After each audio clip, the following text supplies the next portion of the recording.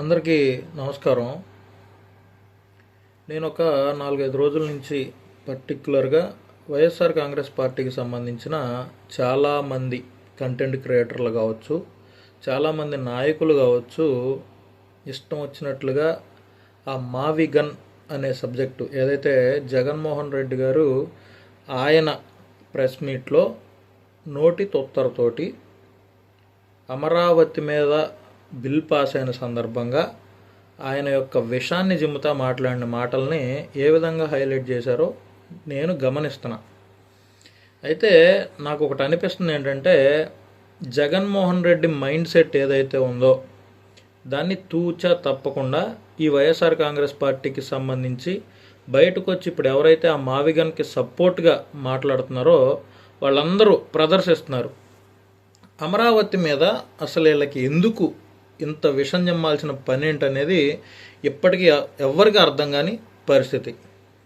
2019లో అధికారంలోకి వచ్చిన తర్వాత అమరావతి రాజధానిగా ఉంటుంది, నేను అమరావతిలోనే ఇల్లు కట్టుకున్నానని ఏదైతే జగన్మోహన్ రెడ్డి చెప్పాడో ఆ మాటల్ని నమ్మి అమరావతిలో చంద్రబాబు నాయుడు గారు అధికారంలో ఉండగా అప్పటి ప్రభుత్వానికి ఎవరైతే 33,000 ఎకరాలు భూములు ఇచ్చి మా ప్రాంతం అమరావతి రాజధానిగా ఆంధ్ర రాష్ట్ర ప్రజల కోసం మేము ఈ భూములు ఇస్తున్నాం అనుకున్న వాళ్ళు కూడా జగన్మోహన్ రెడ్డికి ఓటేసి అక్కడ గెలిచిన ఎమ్మెల్యేలు కూడా వైఎస్ఆర్ కాంగ్రెస్ పార్టీ వాళ్ళే.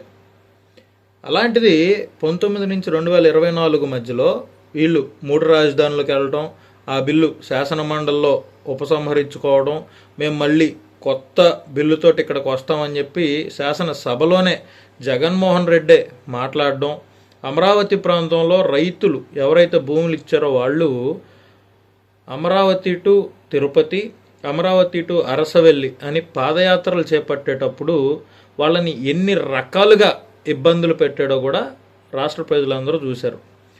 3 రాజధానులు అయిపోయింది, విశాఖపట్నమే రాజధాని, వచ్చే నెల నుంచి నేను అక్కడే కాపురం ఉంటానని జగన్మోహన్ రెడ్డి ముఖ్యమంత్రి స్థాయిలో ఉండి మాట్లాడటం అయిపోయింది. ఋషికొండ ప్యాలెస్ని ఏ విధంగా అక్కడ కమోడ్లు, అక్కడ డైనింగ్ టేబుళ్ళు, అక్కడ రూములు, అక్కడ ఇన్ఫ్రాస్ట్రక్చరు ఎన్ని వందల కోట్లు అక్కడ ఖర్చు పెట్టి ప్రజల సొమ్ములు అక్కడ నాశనం చేశాడో మీరు అందరూ చూశారు. ఒక స్టాండ్ లేని వ్యక్తి జగన్మోహన్ రెడ్డి, అవునా కాదా? ఒక క్లారిటీ లేని వ్యక్తి జగన్మోహన్ రెడ్డి. ఆయన తప్పు మాట్లాడినా ఆ తప్పుని ఈ పిచ్చి యాదవలు, నేను సీరియస్గానే మాట్లాడుతున్నా, ఈ పిచ్చి యాదవులందరూ అసలు ఎందుకు సపోర్ట్ చేస్తున్నారు, వీళ్ళకి ఆ కర్మ ఎందుకు అనేది అర్థం కాని పరిస్థితి. మావి గన్ అంట, మచిలీపట్నం, విజయవాడ, గుంటూరులో గన్ను, వీళ్ళు తీసుకున్న పేర్లు అయ్యి. అసలు సిగ్గు శరం అన్నా కొంచెం అన్న మైండ్ దేవుడు మీకు పెడితే మీరు వైఎస్ఆర్ కాంగ్రెస్ పార్టీలో ఫస్ట్ ఉండరు. ఒకవేళ ఉన్నా ఇట్లాంటి టాపిక్లని సమర్థిస్తూ అస్సలు మాట్లాడరు. మీకు కూడా మీ అన్నకలాగా, అదే మీ పార్టీ అధినేతకులాగా బిళ్ళలు ఎప్పుడూ అయిపోయి ఉంటాయి. ఈ మధ్యనే మీకు కూడా కొన్ని సైకో చేష్టలన్నీ బయటపడి మీరు ఆ సైకో ఏది మాట్లాడినా కూడా అదే నిజమని పొట్రేట్ చేసే పరిస్థితికి దిగజారిపోయారు. మీ అన్న ఎట్లాగో లండన్ నుంచి మందులు తెచ్చుకుంటారని ఆళ్ళు ఇల్లు అంటుంటే నేను విన్నా. మీకు కూడా ఏమన్నా ప్రిస్క్రిప్షన్ కావాలంటే మీ అన్న దగ్గరికి వెళ్ళి, అన్న నీకు సపోర్ట్ చేయాలంటే మాకు కూడా అక్కడి నుంచి ప్రిస్క్రిప్షన్ ఏమన్నా తెప్పించి అక్కడి నుంచే బిల్లలు తెప్పి అన్న, మేము కూడా మీకులాగే తయారవుతామని చెప్పి దయచేసి మీ అధినేతని అడగండి. మీరు కనీసం మీ ఇళ్లల్లో వాళ్ళకన్నా చెబుతున్నారా, నేను ఇట్లా జగన్మోహన్ రెడ్డి మావిగన్నని ఒక మాట మాట్లాడితే నేను దానికి సపోర్ట్ చేస్తున్నాను, నాకు అది బాగా నచ్చింది ఆ ఇళ్లల్లో మీరు చెబితే మీ పిల్లలు మీ బొచ్చులో బొమ్మరా వేస్తారు. మీ అమ్మ బాబులు ఇంట్లో నుంచి తరివేసే పరిస్థితులు ఉన్నాయిరా. ఇప్పుడు 2 సంవత్సరాలు అవుతుంది తెలుగుదేశం పార్టీ అధికారంలోకి వచ్చి, ఈ రోజుకి కూడా విధానపరమైన నిర్ణయాల్లో ఏమన్నా తప్పులుంటే ఎత్తి చూపుతారేమో అని రాష్ట్ర ప్రజలందరూ విపరీతంగా అనుకుంటుంటే, వైఎస్ఆర్ కాంగ్రెస్ పార్టీకి సంబంధించిన గ్రామస్థాయి శ్రేణులు ఎదురు చూస్తుంటే వాటన్నిటిని పక్కన పెట్టేసి మావిగన్ అంటాం, వెళ్ళి రౌడీ షీటర్లకి విగ్రహ ఓపెనింగులు చేయటం, గంజాయి తాగే వాళ్ళని పరామర్శించటం, మామిడికాయలు తీసుకొచ్చి రోడ్ల మీద వేయటం, ఇది మీ అన్న చేస్తున్న పనులు. నాకు ప్రతిపక్ష హోదా కావాలి అని ఏడ్చాడు మొన్నటిదాకా. ఆ గుంటూరెళ్ళి ఒకళ్ళని చంపాడు. ఇట్లాంటి మైండ్ సెట్ తోటి నాకు ప్రతిపక్ష హోదా కావాలని ఏ మొహం పెట్టుకొని అడుగుతున్నారా? నాకు అర్థం కావట్లేదు. మీరు అసలు మీ వల్ల, మీ పార్టీ వల్ల ఈ రాష్ట్రానికి ఇంతంటే ఇంతన్న ఉపయోగం ఏమన్నా జరిగిందా చెప్పండి? మీ 5 ఏళ్ల పాలనలో బటన్ నొక్కుతా అంటాం తప్పితే మీ అన్న ఏ ఊళ్ళో అన్న ఒక రోడ్డు వేసాడా? రాష్ట్రానికి ఏదన్నా ఒక మంచి కంపెనీని తీసుకొచ్చాడా? రాష్ట్రంలో నిరుద్యోగుల గురించి ఎప్పుడన్నా ఆలోచించాడా? ప్రతి సంవత్సరం జనవరి 1కి జాబ్ క్యాలెండర్ అన్న మీ అన్న ఏ సంవత్సరం అన్న ఒక డిఎస్సీనన్నా బయటకు వదలటం చూసారా మీరు? ఆ పిచ్చోడు వచ్చి బయటకు వచ్చి ఏదో మావిగన్నని మాట్లాడితే అది అంతటితో కేల్కతం దుకాణం బంద్ చేయకుండా దాన్ని ఇంకా లాగి మీకున్న కాత్త కూత్త గొర్రెలు ఉన్నారు కదా, మీ పార్టీని ఇంకా నమ్ముకొని జగన్ అన్న అప్పట్లో సోనియా గాంధీని ఎదిరించాడు అని చెప్పుకుంటారు కదా మీరు. బేసిక్గా అదేది నిజం కాదని మీకు తెలుసు, కాత్త కూత్త బ్రెయిన్ ఉన్న వాళ్ళకి తెలుసు, మీకు తెలుసు, పర్టికులర్గా మీకు తెలుసు అసలు ఏం జరిగింది, అది ఏ విధంగా పోర్ట్రేట్ చేశారని. కొంచెమన్నా బుర్రలు పెట్టి ఆలోచించండి రా. అంటే దీన్ని బట్టి రాష్ట్ర ప్రజలు అర్థం చేసుకోవాల్సింది ఏంటంటే, ఒకవేళ జగన్మోహన్ రెడ్డి తప్పు మాట్లాడినా అది తప్పు అని చెప్పినోడికి ఆ క్వార్టర్లోకి అనుమతి ఉండదు. అమరావతి మీద కమరావతి అని విషం చెమ్మారు మీరు.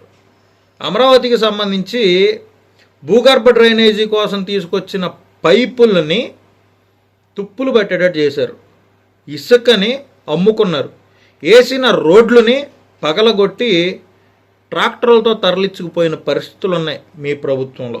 ఆ నందిగం సురేష్ అనే బాపట్లకు తీసుకొచ్చి మీరే ఎంపీని చేశారు కదా, చాలా తక్కువ ఓట్లతో ఎంపీ అయ్యాడు అప్పట్లోనే. అట్లాంటి వ్యక్తిని అడ్డం పెట్టుకొని మీరు అన్ని చేశారు. మీరు పడని పాటు ఉందారా 5 ఏళ్లలో? మీరు పడని పాటు ఉందా? తెలుగుదేశం పార్టీ కార్యకర్తల్ని నడి రోడ్ల మీద గొంతులు చంపారు. తెలుగుదేశం పార్టీకి సంబంధించి దేవాలయం లాంటి ఆ పార్టీ ఆఫీస్ మీద దాడి చేశారు కార్లు వేసుకొని వచ్చి. తెలుగుదేశం పార్టీకి సంబంధించి గొంతెత్తి మాట్లాడే వాళ్ళందరి మీద అక్రమ కేసులు బనాయించి సిఐడి వాళ్ళ చేత టార్చర్ చూపించారు.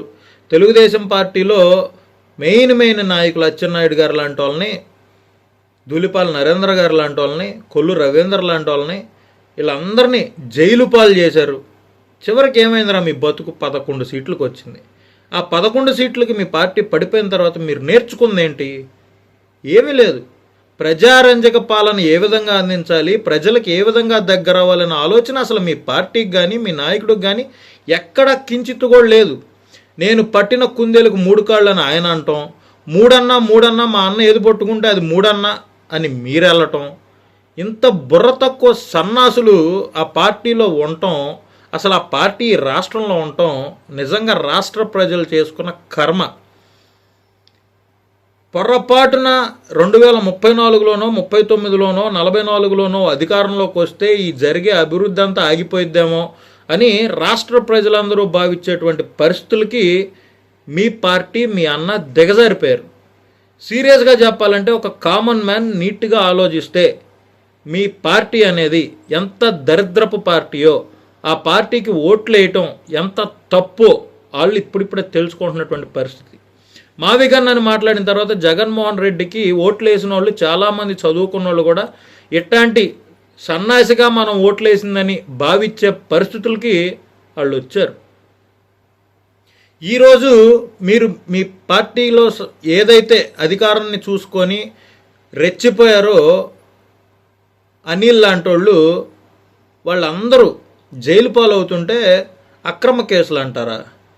పవన్ కళ్యాణ్ గారిని దూషించడం తప్ప రైటా? పవన్ కళ్యాణ్ గారిని, పవన్ కళ్యాణ్ గారి భార్యని, చంద్రబాబు నాయుడిని, లోకేష్ గారిని, వీళ్ళందరినీ విపరీతంగా నోటికి పడరాని పాటుపడిన బోర్గడ్డ అనిల్ లాంటి వాళ్ళు జైలుకి వెళ్ళడం కరెక్ట్ అని రాష్ట్ర ప్రజలందరూ భావిస్తుంటే అక్రమ కేసులని మీరు మాట్లాడుతున్నటువంటి పరిస్థితులు. అంతేలే, మీరు లేచిన దగ్గర నుంచి రౌడీ షీటర్లకి వాళ్ళకి వీళ్ళకి సపోర్టులు చేయటం తప్పితే మీ బతుక్కి ఏ రోజన్నా రాష్ట్రంలో ఈ పార్ట్ అభివృద్ధి చెందితే బాగుంటుంది, చంద్రబాబు నాయుడు గారు ఈ 2 సంవత్సరాల్లో ఎప్పుడైనా ఈ పని చేయండి, ఇక్కడ ఈ జనాలు ఇబ్బంది పడుతున్నారు, రాష్ట్రంలో ఈ వర్గానికి సంబంధించిన ప్రజలు ఇబ్బంది పడుతున్నారు, మీరు ఇది చేయండి అది చేయండి అని ఏ రోజన్నా ఒక సలహా కానీ ఒక సూచన కానీ ఇచ్చారా? నా 5 ఏళ్ల పాలన అద్భుతం అనే రేంజ్లో ఆయన ఏందో పేపర్లు తీసుకొచ్చి ఆ స్క్రిప్టులు చూసుకొని చదవటం, మీరేమో ఆహా ఓహో అని డబ్బాలు కొడటం.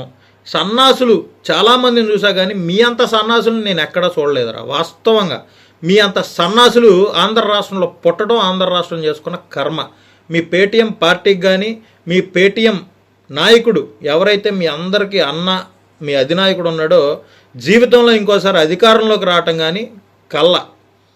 కేవలం ఆయనకు రాజకీయాలు, ఆయన అక్రమంగా సంపాదించిన 1,00,000 కోట్ల డబ్బులు దాచుకోవటానికి, ఆయన అధికారంలో ఉండగా సంపాదించినటువంటి భూ కుంభకోణాలు చేసి, ఇసుక కుంభకోణాలు చేసి, మద్యం వ్యాపారాలు చేసి దాచిపెట్టుకున్న డబ్బులన్నిటికీ రక్షణగా ఉండటానికి ఆయన రాజకీయాల్లో ఉన్నాడు. కానీ రాష్ట్రానికి మంచి చేద్దామని, రాష్ట్ర ప్రజలకు మంచి చేద్దామని ఏ రోజు కూడా ఆయన రాజకీయాల్లో ఉన్న పరిస్థితులు లేవు. అధికారం పోగానే Bengaluru to Amaravati shuttle service చేస్తున్నటువంటి పరిస్థితి మీ అన్నది. ఒక్కసారి బుర్ర పెట్టి మనం ఎటుపోతున్నాం, మన రాష్ట్రం ఏంది, ఈ రాష్ట్రం డెవలప్మెంట్ కోసం ఏం చేయాలి, ఏ నిర్ణయాలు తీసుకోవాలి, వేటి కోసం మనం పోరాడాలన్న కనీసం తెలుసుకొని సావండ్రా సన్నాసుల్లారా, ఎదవల్లారా. ఇంతకంటే మీకేం తిట్టడానికి కూడా తిట్లు లేవు, అర్థం చేసుకోండి. ఎన్నో తిట్టొచ్చు కానీ వీడియోల్లో ఇంతకంటే ఎక్కువ తిట్టలేం.